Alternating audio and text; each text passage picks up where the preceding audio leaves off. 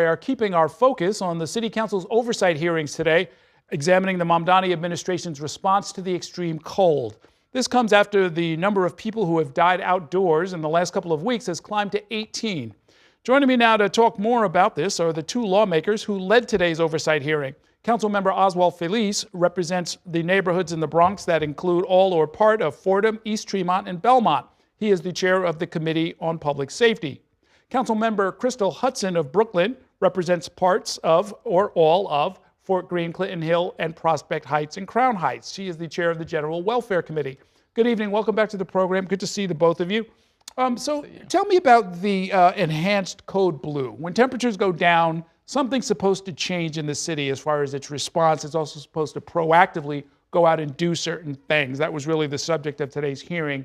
What things were supposed to happen, and how would you assess the city's response? Well, there's, in addition to the enhanced Code Blue, there's also a priority list for folks who are known to the city who might be experiencing chronic illness or are known to have, let's say not as many clothing items on for this type of weather. And so those types of, the outreach for those types of folks would be enhanced. Outreach is already 24/7 during Code Blue, but an enhanced Code Blue just means that the services are more specific to some of those populations. And the emergency services in general, including public safety and the police department and so forth, we saw a number of different briefings. How would you assess how they performed compared to what they said they were going to do? Yeah, so I guess I'll start by saying this was an extremely difficult time for not only homeless populations, but also for DHS. We're talking about populations that are vulnerable in a state of crisis, but also populations that don't want to engage with our systems because they've had bad experiences with not only city workers, but also our shelter systems, which they say in some cases is unsafe, and also environments that they do not want to be around.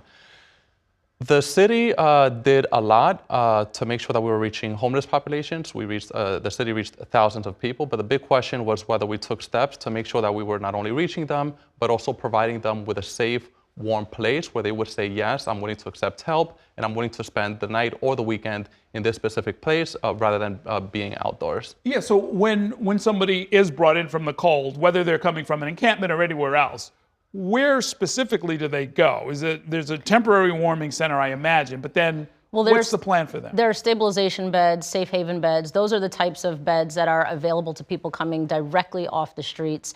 The number of those beds has expanded in the last few days from the administration, but we knew also from advocates that they were beds that were being unused. Stabilization and safe haven beds specifically. And so, obviously the idea is to get people off the streets into warm, safe shelter with the long-term goal of permanent housing. Okay. And now, Councilman, in 2023, the number of hypothermia deaths in New York City was 29. According to Bloomberg News, about 34 people have died of hypothermia each year on average between 2020 and 2023. And they say it's triple the average rate for the prior decade, but it seems to be the norm recently. Can you put this in some perspective? Is what's happening now something that's been going on, but we just didn't notice it, or is it happening faster, or is something else going on? Yeah, we're still analyzing the numbers. Of course, the coldest months of the year are generally November through, let's say, February. I would say even if the numbers, the average amount of deaths that happen due to hypothermia is in the 30s, I would say 17 or 18 individuals losing their lives within the span of 3 weeks, that does sound like a lot. And what's your take on whether this is an unusual year compared with prior years? As a lifelong New Yorker, I have personally never experienced or seen, or I don't remember 18 people dying in such a short period of time from extreme weather. Are you calling for, or do you think you might want to call for any changes to policy based on what you heard today? Yeah, I think a lot of the issues we heard about seem to be systemic, things that we know have been occurring for a very long time. As Councilmember Feliz said, when people are on the street, it's because they've had traumatizing experiences, likely in congregate shelters, or traumatic experiences with the police department or outreach teams or whoever it may be. And, for the most part, they've chosen to be on the streets. We should never get to a point where people are, choosing to be on the streets as opposed to being in shelter, whether congregate or otherwise. And so I think what we need to do is really look at some of these safe haven and stabilization beds, expanding the number of those beds available, getting people off the streets as quickly as possible, and then wrapping them with all sorts of services and resources and care so that we can get them into permanent housing, whatever their needs may be. I see. And what do you think?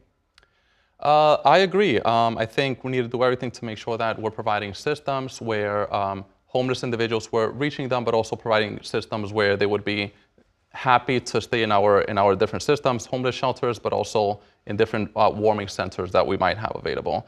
But I think another thing that one important part that the DSS commissioner mentioned was that in January, the temperature drastically dropped. And I looked at the Weather Channel, and basically it showed that in early January, the temperature was as high as 53 degrees. By January 19th, later that week, the temperature was as low as 8 degrees. So I guess the big question is whether we took proper measures to not only create systems where those that need help would accept help, but also whether we sounded the alarm as aggressively as we should have. Yep. We know that we're in a homeless crisis, and we have many homeless populations that are avoiding our systems for many reasons. So the big question is whether we sounded the alarm as aggressive enough so that we could be able to take proper measures so that this would be avoided. But that question is actually important, right? I mean, I've heard this from advocates over the years that the number of people who are sleeping in the parks, on the subways, and on the streets is a representation, or is a sort of people voting with their feet, literally, about safety in the shelters, or whether it's fear of being robbed, or fear of being disrespected, or inconvenienced, or given bad food, or something like that. Do we need to sort of investigate why people would prefer to risk their lives on the streets rather than come into a city-run shelter? Yeah, without a question. On that issue, we need to make sure that we're thinking about long-term solutions, including creating affordable housing, but also supportive housing. Some of these individuals are facing housing issues, but also mental health challenges.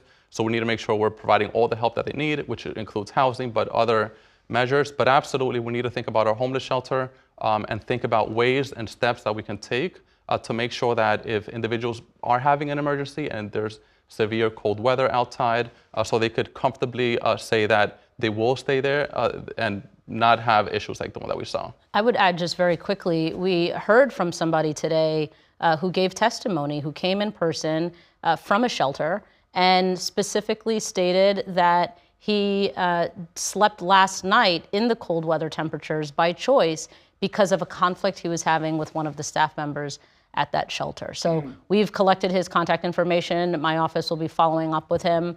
But that is a perfect example of people, like you said, voting with their feet, making a choice to not be in the shelter because of traumatic experiences, adverse experiences, and those are absolutely instances that we need to investigate. Thinking more long-term, Councilwoman, my understanding is that there are about 2,000 vacant supportive housing units throughout the city.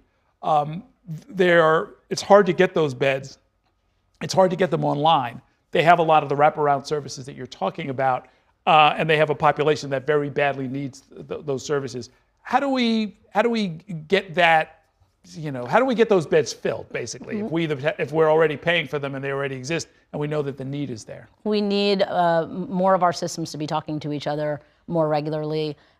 Even one line of questioning that we took today and sort of confirmed, there's no real-time data or information available to outreach workers, as one example, right? So if you're an outreach worker, you're going to visit somebody who is chronically on 42nd Street, you have access to the data before you start your shift, and then you enter the data from your shift at the end of your shift. But in real time, you don't have access to how many supportive housing units might be available in that immediate area, how many stabilization beds might be available in that immediate area. And that's not really sustainable, I think, long term, if we're really trying to support the people with the greatest needs who are living on our streets. I mean, that's an AI search, right? I mean, the data exists, right? You just need it's there. Well, the commissioner did say today that they're looking to move to an app-based service so that they can access that information in real time. Right. But these are investments that we should absolutely be making and that, frankly, we should be prioritizing. If we are talking a year from now, what do you think needs to be different as far as the city's response? So we know that generally from November through, let's say, February, we experience temperatures that could be dangerously cold. And we also know that we're in a homeless crisis, that we have not exited. We're still experiencing a homeless crisis. And we're also in a crisis where homeless individuals do not feel comfortable engaging with our system and entering our systems. So if we know that, number one, we have individuals that might end up sleeping in our streets due to the fact that they don't feel comfortable with our systems, and we also know that it's going to be dangerously cold, we should be doing everything that we've been hearing this past week, including more warming centers in different parts of the city, opening up our schools, making sure that our hospitals are also open as safe, warm places, more buses, and much more. Okay, we'll leave it there for now. Thanks so much for coming by. Thanks so much for having the hearing, actually, so we can find out what is going on.